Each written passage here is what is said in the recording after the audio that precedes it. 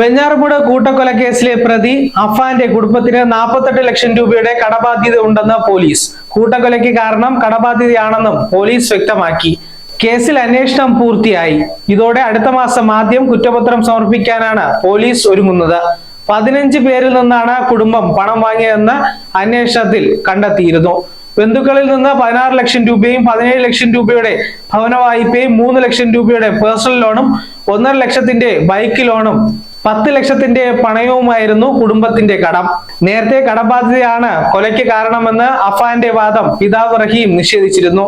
എന്നാൽ കടബാധ്യതയും കടം വാങ്ങിയവർ തിരികെ പണം ചോദിച്ചതുമുള്ള സമ്മർദ്ദവുമാണ് കൊലപാതകത്തിലേക്ക് നയിച്ചതെന്നാണ് അന്വേഷണ സംഘത്തിന്റെ കണ്ടെത്തൽ.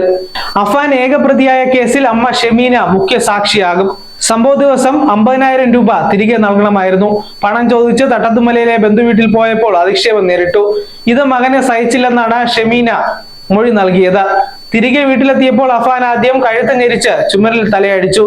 ഇതോടെ ബോധം നഷ്ടമായി. പിന്നെ ബോധം വന്നപ്പോൾ അഫാൻ ചുറ്റിക കൊണ്ട് തലക്കടിക്കുകയായിരുന്നു. മക്കളുമൊത്ത് ആത്മഹത്യ ചെയ്യാൻ തീരുമാനിച്ചതായും ഇതിനായി യൂട്യൂബിൽ ഇളയ മകനെ കൊണ്ട് പലതും ഗൂഗിളിൽ സെർച്ച് ചെയ്യിപ്പിച്ചിരുന്നതായും ഷെമീനയുടെ മൊഴിയിലുണ്ട്.